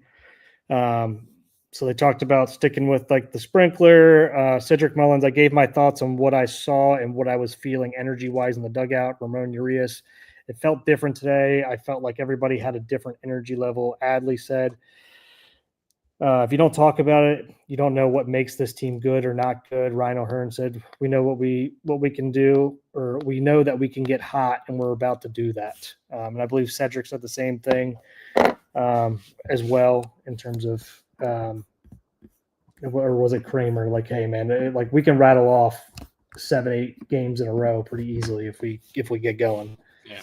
So, well, this is it. I mean, if they have another little downturn, then Hyde's gone. It's going to happen. This is your last desperate, for lack of a better term, this is a desperation effort to get your team back on track. So, yeah, and I mean, like a big series against like the number 1 team in your division, and you either win 2 out of 3 or sweep, and you have a little fire in that series, that could change a whole season. That could turn everything around pretty quickly. That with like Gibby coming back, there's just people coming back into the roster here that it's going to help.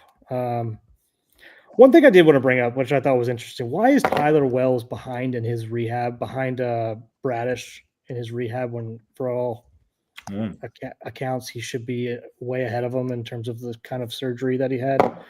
I know everybody heals differently, but it was super interesting to me to see that. No clue. Yeah. I haven't heard anything about him really, and I know like probably Pigtown. Zach probably knows a little bit more than we do, but I haven't heard nothing. Yeah, no either. Honestly, I can't provide any help here. Yeah, I just didn't know if you guys saw anything or heard anybody talking about it, but I mean, Bradish is throwing. I mean, he's already thrown 4 bullpens now, and I mean, if he's up to 4 bullpens, like he's going to start doing rehab starts here pretty soon, within the next couple of weeks, I would assume. So, yeah. All right. Yeah. I mean, we don't have to beat any more of the dead horse that is the Orioles. We kind of know what we're going. And do you guys want to start the draft, or do we have any last topics we want to touch on before we get there? Well, I want to touch on one topic. Rob Manfred meeting with, and we don't do politics here, but Rob Manfred meeting with President Donald Trump about a couple things. One of which is how this new administration and some of the things they're doing might affect Major League Baseball in regards to international players being able to come in and play in the major leagues. That's one of the reasons that they met. They also met to talk about Pete Rose and removing the lifetime ban, or the permanent ban, because obviously his lifetime is over. Not trying to kick somebody's window down. Yeah.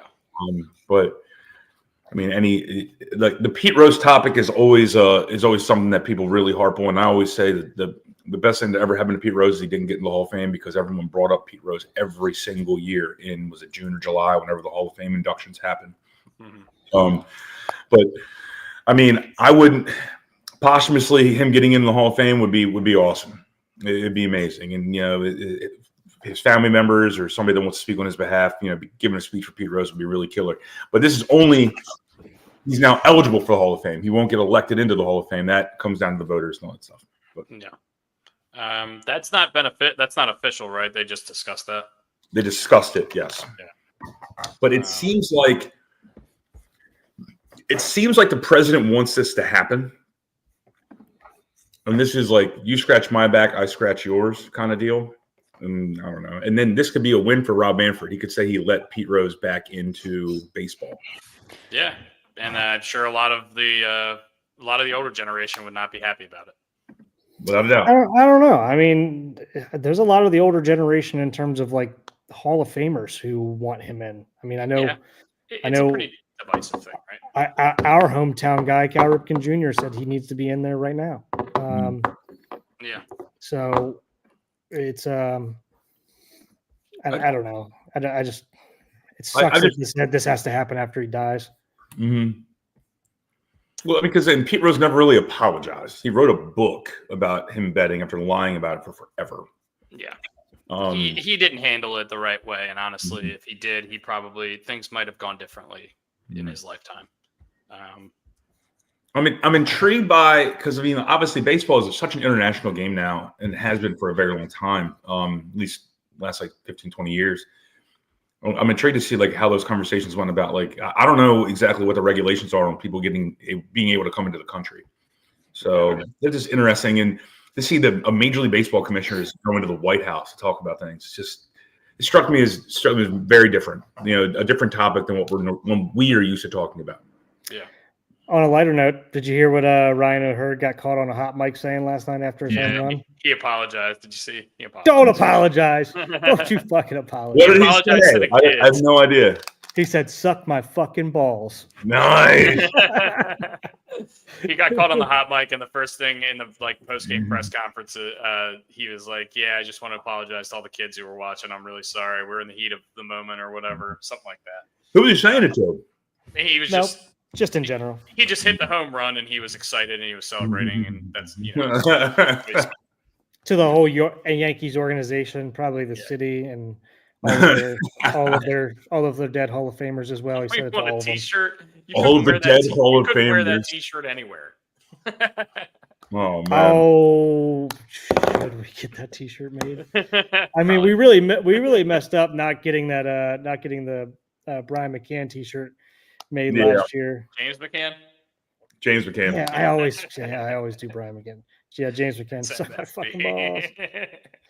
Dude, I think we do it. We have a new merchandiser that's taken over our website here. We're in the process of moving it over. So maybe I'll reach out to her and be like, hey, I think first release, SMFB. Then we have another I think that's acronym to explain to people. Yeah, really. I know. We got so much stuff to explain to people. What are we doing? We're making acronyms. You see, Deontay Johnson signed a contract with an NFL team. Yeah, the Cleveland Browns. Who would have thought? What else can the Browns do? That guy should not be in the league. What can Brown do for you, Deontay Johnson? I don't know. Yeah, I don't know if that guy should be in the league after what a circus act he had last year. The Ravens traded a 6th round pick for him, I think, and he caught one pass for 6 yards. It's kind of like cut him. And then we got a compensatory pick. We cut him. He went to the Texans, caught like one pass for them, and then they cut him, and then we picked him up again because we wanted to get the comp pick for him. Just weird, baby. Just weird. I don't think that's going to have any effect. I don't really take the Browns seriously with their top. Can you imagine that locker room right now? Joe Flacco and Kenny Pickett. The stories that Joe Flacco could tell this year after, like, Deshaun Watson, Deontay Johnson, Shedeur Sanders, fucking Myles Garrett, we know has a personality for sure at times. Who else is in there? I know there's other people I'm missing right now. Like, there's gonna be some interesting stuff happening in that locker room. I mean, look, if we were grading any other team who made that Jacksonville trade and dropped from 2 to 5, I would be grading it as an A+. Speaking of draft grades, just based on the value they got back, because they get the first round pick next year from the Jaguars, which could be a top 10 pick if the Jaguars suck again this year, which they very well could. And they still also get that second round pick. That's why they were able to get Quinshon Judkins at number 36, which I thought it was also interesting. We never talked about why Quinshon Judkins going over TreVeyon Henderson, the two Ohio State running backs. I wasn't sure if you guys had an opinion on that. TreVeyon Henderson feels like more of an NFL home run hitter kind of guy. I was interested in that, but also, when Nick Chubb and Sony Michel were coming out, a lot of people thought Sony Michel was the more explosive guy, and we all know how that went. Nick Chubb ended up being one of the best running backs in the league, and Sony Michel didn't really make it past his second or third year in the league. So, well, apparently next year's draft for quarterbacks is way better too. So way better. Oh yeah, way so better. Now if the Browns are bad and the Jags are bad, they got 2 swings at Arch Manning. Yeah. Yep. Nick Chubb has one of the best quotes of all time. It's probably my favorite college football player quote of all time. When they asked him why he wasn't on social media all the time when he was at Georgia, he goes, "You ever seen a Lamborghini commercial?" He goes, "My play speaks for itself." I'm like, that is baller. Awesome.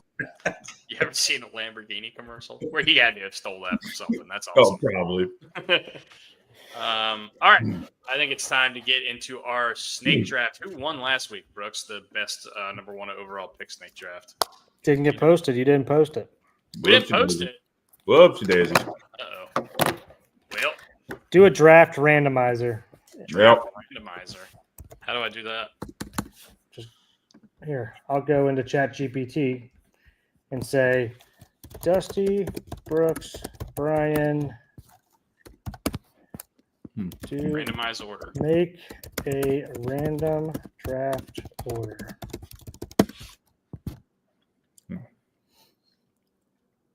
Brian, Dusty, Brooks. How about that? Dusty Brooks. Okay. Brian Brooks Dusty is what I had. So I was close. I was so close. Sorry we didn't post that. We'll get a double post going this week and get that information. So I made the graphic. I guess I forgot to send it out. I'm sorry about that. But anyway, so last week we did best number 1 overall picks in NFL history. This week we're gonna do best first round draft busts. There is a clear number 1 answer here, I believe, unless Brian wants to go a little bit further. Well, you better cue them.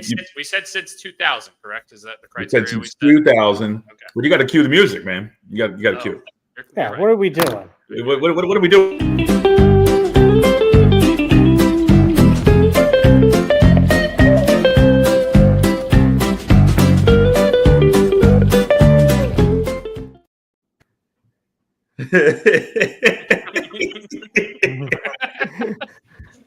Oh man, Another- best draft in the game.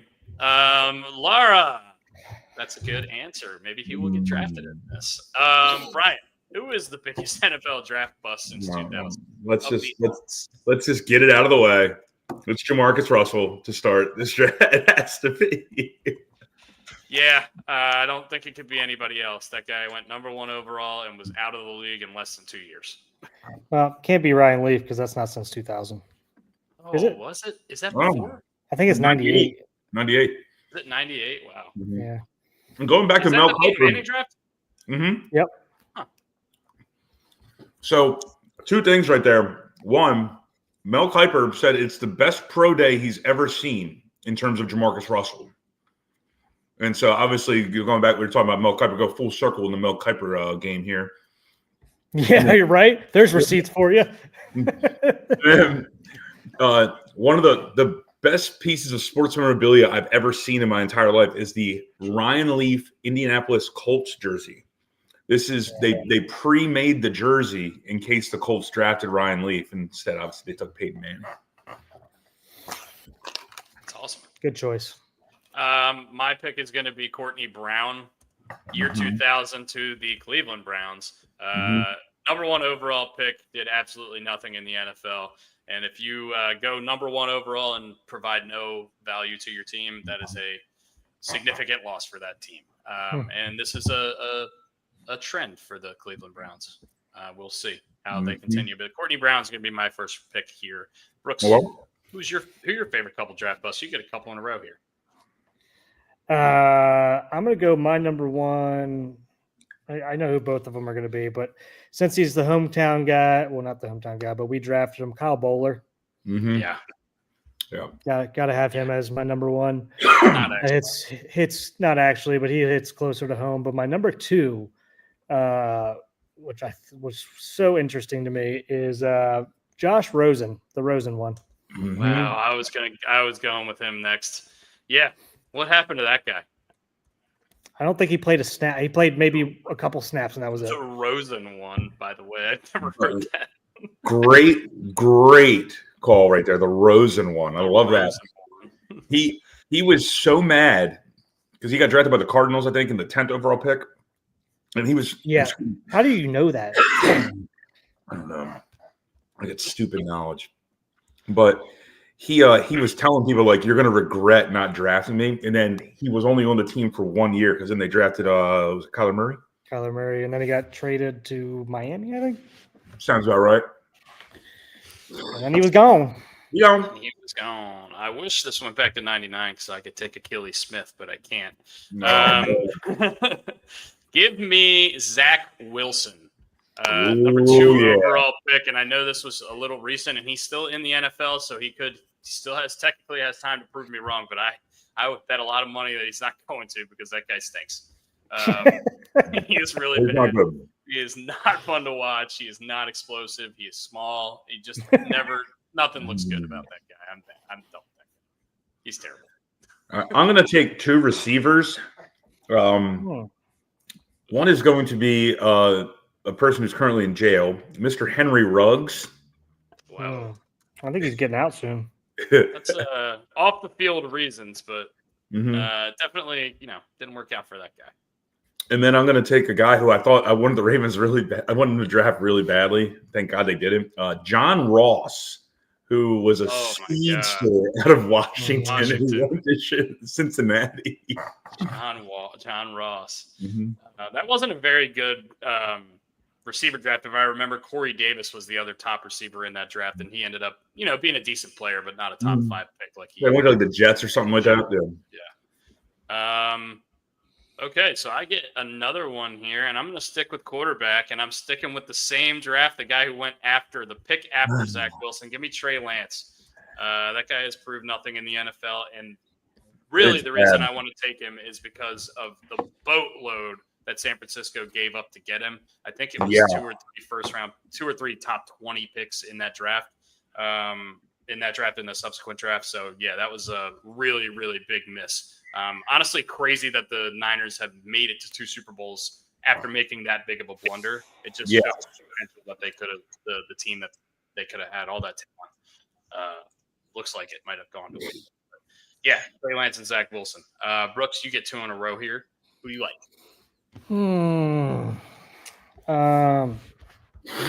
There's so many. There's so many. Let me see here. Let me go. I'm gonna go with Brandon Weeden. Brandon Whedon's Oh my good. God. Why in God's name did that guy get taken in the first round? He was like 28. It was Chris Winkie, the new version of Chris Winkie. Yeah. And then my other pick is going to be another quarterback theme for me right now. EJ Manuel. Yep. EJ Manuel's a first rounder? First I didn't rounder. know that. That was one of the worst quarterback drafts of all time. Even though Worst. EJ Manuel was a first rounder. I thought. 2013, it says here. I think It was Jake the middle, Locker right? went in that draft. Christian Ponder. Like there was like a run of terrible quarterbacks that got taken. Christian Hackenberg. No, Ponder was 11, it says here that I'm looking at. What a bad draft. Terrible. Okay, I'm going to stick with quarterback, and just for the reason I'm going to give is because of the guys that went behind him. Number 2 overall pick from 2017, Mitch Trubisky, Mitch Trubisky. in roughly Yeah. 8 spots before Patrick Mahomes, and also the Bears traded up to get him. Yeah, I think didn't there was work out. worse. I think there was worse, like statistics wise, like picks that you could have taken. But Yeah, like you said, the guys that went behind him, like the miss that was epic. yeah. Epic. Epic is a great word for it. Oh. God, they had a great receiver bust too that I love. Well, all right. Yeah, it's- I see this one right here, but this one's not. This was not 2000 on either. I don't think that might have been over. Yeah, I might have been right there. Yeah. All right. It's me. Yes. Let's do We it. get, we got 1. I got 2, right? All right. Yeah, you I get have 2 to. finish. I hate to do it because he's unfortunately has passed away, but Dwayne Haskins. Whew. You're getting controversial with your list, man. I know, dude. I know. Yeah, you're right. He wasn't trending in a great direction. But yeah, unfortunate the way that his Yeah. career and life came to an end. And then there's another wide receiver, and you might forget, Charles Rogers. Mhm. Charles Rogers, yeah. Did he Yeah. not win the Number Heisman? 2 pick. Was he? He was the Lions, right? He went to the Lions, played at Michigan State. He was like a stud, and then he just fell off the map, for whatever reason. I'm between 2 guys here, but I've taken 3 quarterbacks in a row, so I'm going to go positional versatility here. Give me Vernon Golston. What a Vernon fucking Golston. joke. What a fucking joke. I make fun of that guy all the time, but he was so bad. Yeah, just not a great player. Vernon Golston for the Jets, 6th overall back in the day. Jake Locker was a great answer, by the way. Jake Locker. He couldn't complete a pass. That's usually very important when you play quarterback. Yeah, I'd say. It certainly is. I'd say so.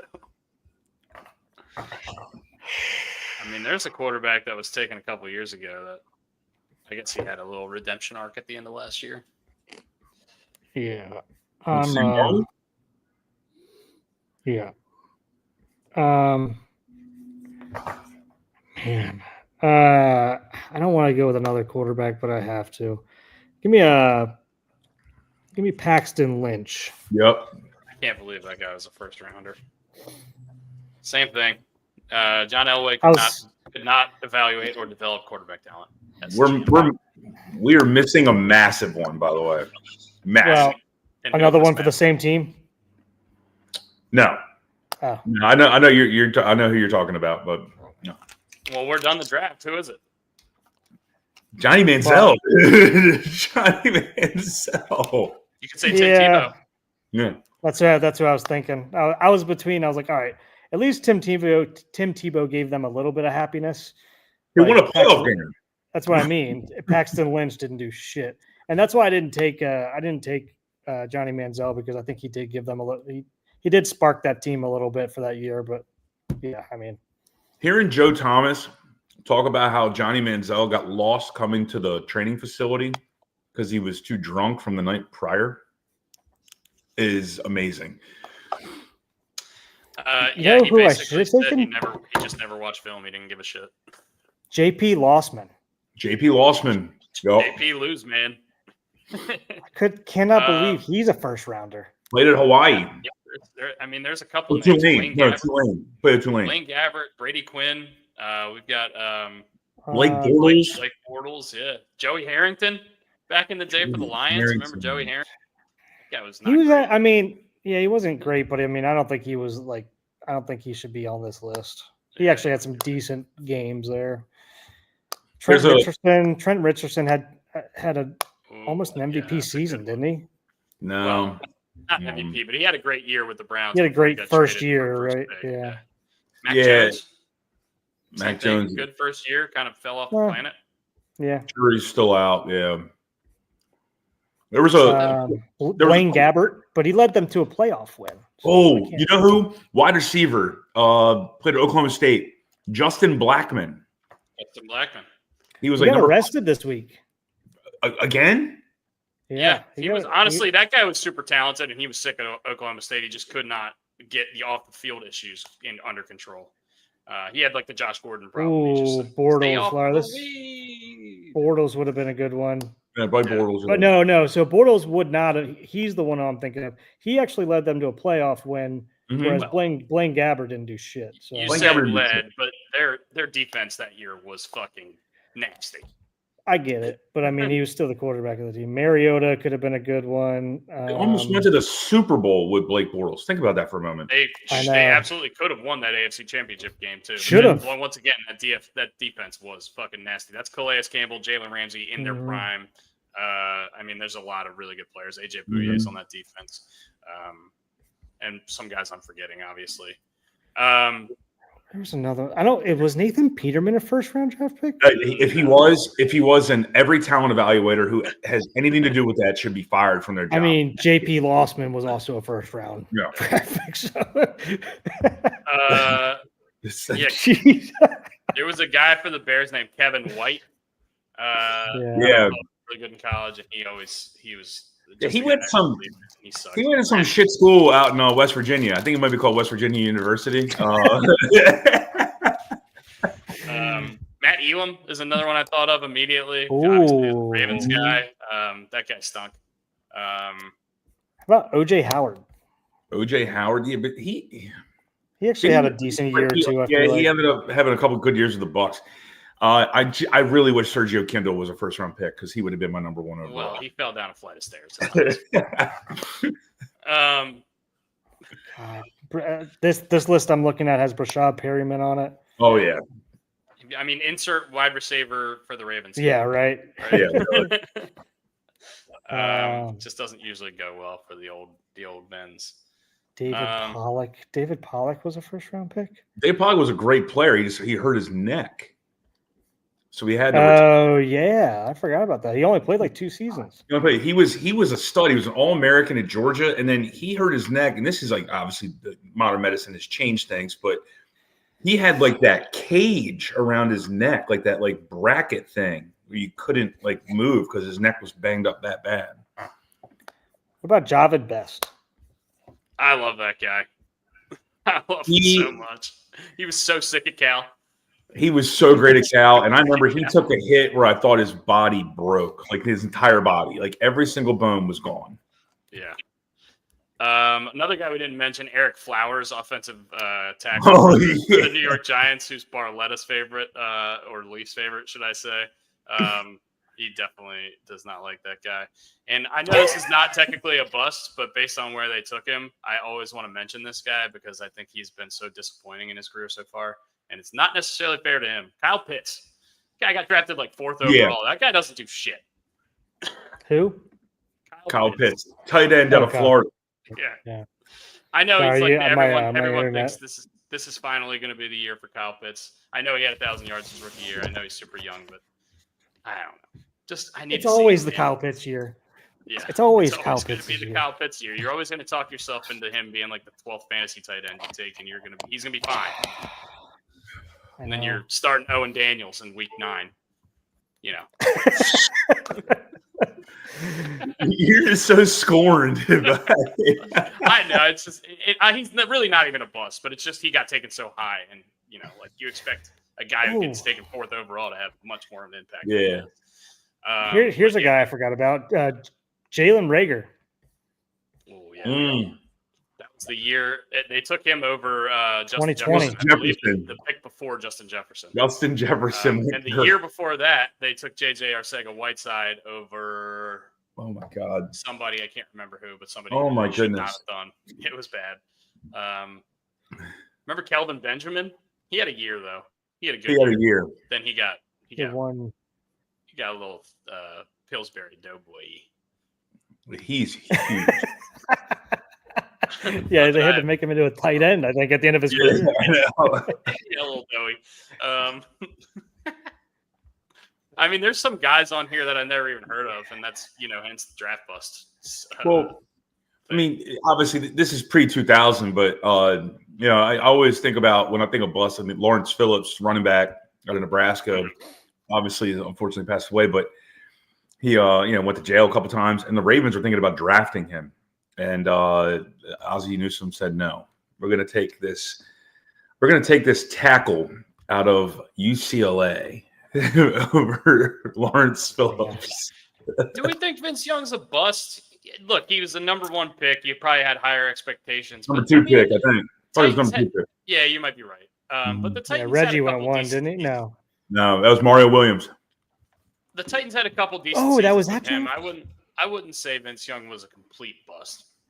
Wasn't great, obviously, but if anyone tells me he made 2 Pro Bowls and that justifies, he was Pro Bowl alternates.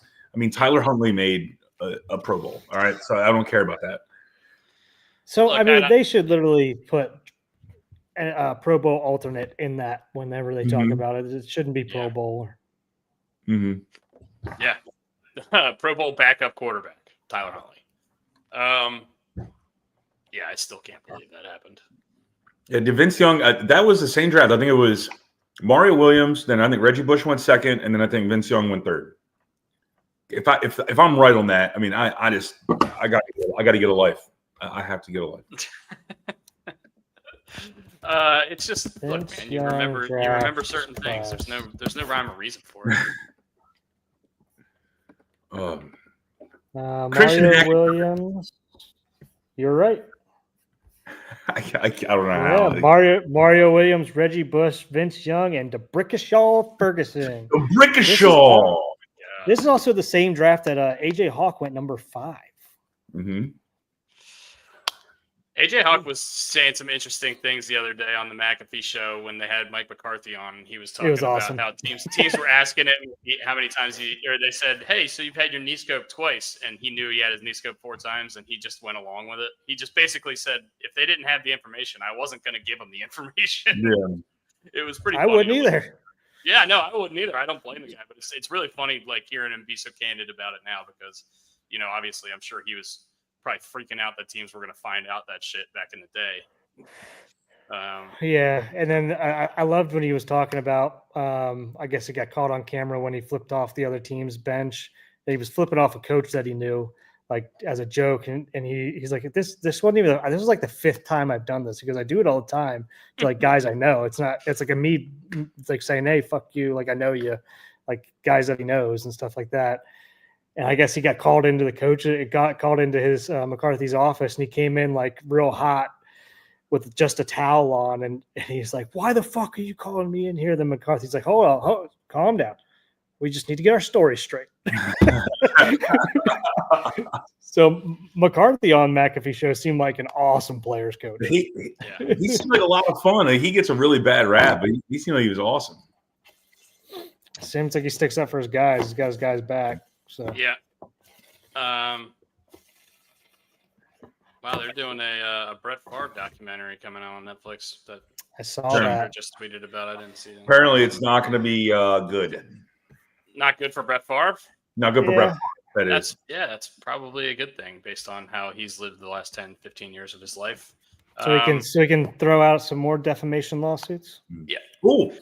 Speaking of two things, one, Shannon Sharp, that's a shame. Hello. Oh my God. Good Lord. And then we always talk about TV shows.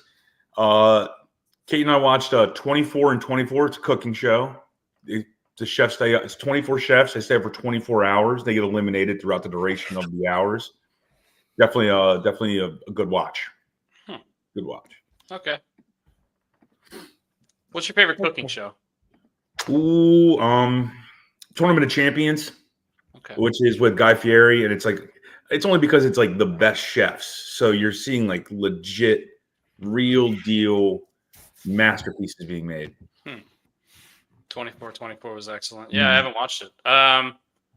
Yeah, I mean, it's probably got it's either Triple D or it's Chopped or it's Guys Grocery Games. Which Guys Grocery Games is a lot of fun. Every episode during COVID. Guys, for me, it's Guys Grocery Games. Yeah. I just like the little, no pun intended. I like the little games they play and the little quirky things they do. Yeah. Yeah. Tournament Champions, buddy. Hell yeah, man. Hell yeah, Joe. Hey, because Tournament Champions is great because it's literally there's no gimmicks other than they do this thing called a randomizer where they like spin these wheels and then they have to make stuff based on that. But there's no stopping in the middle of the round to have them redo something. Yeah. So, and they get to use like actual real ingredients. They don't have to like make beet borscht to do a dessert. Correct. The randomizer picks is like your protein, and like you have to use like a certain device or a certain piece of equipment. Yeah. That was cool. But I really like the 24 and 24 that we just watched because it kind of pins people against each other from time to time, which is a lot of fun. But Guys Grocery Games is a ton of fun. Yeah. All right. Well, anyway, that concludes our episode, our Tuesday edition of Gary Williams Stole My Lawn Furniture. Thank you very much for joining, as always. Check out the socials, and we're gonna put out the 2 drafts that we haven't put out. I'll make the graphic for this week's, and I'll put out last week's after this show. We'll be here on Thursday to talk some Orioles baseball, see how this Yankees series wraps up. You guys got anything else you want to plug or anything you want to talk about? Tell a friend to tell a friend. And also, if anybody watching out there has a business that wants to sponsor the pod, we are looking for sponsors, as always, as long as they align with some of our values as well. Brooksy, why are you coming into town the 10th or the 15th? And which town are you coming into, Baltimore or Ocean City or both? Just coming to visit family. And I'm flying into Baltimore. I haven't figured out how I'm going to structure like the actual trip yet. I'll probably try to knock everything out in Baltimore, like the day I get there, the day or two that I'm there, that I first get there, in terms of like us doing a show, going to the game, hopefully getting some cool stuff together for like us and the Ryan Ripken show. And then 999. Yep, we'll do that at the same time we go to the game, probably. So get ready, buddy. Get that cold ready. But and then I'll head down the beach after that, and maybe we'll do a show down there if we can get a place lined up to do it from. So, if it makes you feel any better, Brian, I haven't done that 1 chip challenge yet. I'll do that at the stadium if you want me to. Perfect. That gives you 999. No, I can't. No. Why? Not knocking it out at the same time. Well, we get two birds with one stone. There's only so many cameras that can go around. Well, we don't have to. I mean, are you gonna film him for 2 straight hours while he eats 9 hot dogs? Oh yeah. You're gonna see a broken shell. I don't know if I can do this. I don't know. I'm gonna try. I'm gonna really try, but the 9 hot dogs scares the shit out of me. I don't know that Brian in a normal year consumes 9 beers. I do. He's more of a vodka guy. I am, but I do consume. You saw me down the beach, man, or when we went to spring training. You said this is the most beer I've drank in 10 years. You were worried about the beer consumption. The beer doesn't bother me. It's the hot dogs, specifically the bread. That's gonna get it. Yeah, between the beer I really and really hope it's not hot that day. The beer and the bread is really just gonna get your your stomach is gonna be so bloated. We have to arrange separate Ubers because it's going to be smelly. It ain't gonna be good. It is going to smell like hot dogs. The rest of it is not going to go well either, I would imagine. Well, at least we'll be in a luxury box, and so we have our own bathroom. Fair enough. Are we? Are we? We need to get on Drew about that. Yeah, we need to figure that out. All right, anyway, guys. Outros are weird. I say that all the time, but thank you guys once again for listening, liking, commenting, subscribing, tell your friends. If you have a friend you haven't talked to in a while, give them a call, see what they're doing, say hi. Yeah, and boys, I might obviously with what's going on, I might not be around Thursday. I'll just let you know that. Okay, we'll figure it out. Sounds good. Hopefully Also, everything is okay. Chris Merrick, happy anniversary. Oh, happy anniversary, Chris! Happy anniversary, Chris. Sorry I made fun of your spelling. But it was There's no reason to be sorry about that. He could have a happy anniversary and be a dumb Penn State fan at the same time. We've offended Penn State. We've offended West Virginia. Who else have we offended today? Jeez. And then I think Ryan Stauffer, the Stauffers, their anniversary was yesterday. So I want to give a shout out to them. And then my brother and sister-in-law, they will be having their baby on Monday. So awesome. Yep. Yeah. Congratulations. Hopefully everyone is happy and healthy. Do they have a name? They do. And they're not telling anybody? Good. Smart. No, I know what it is, but I'm not going to say it. Fair enough. Fair Good. enough. Don't. All right. We're vamping. All right. I'll see you guys later. Ryan, I forgot to say this earlier. You look like a gender reveal with the blue and the pink at the same time. Have a great day. Thank you very much. Also,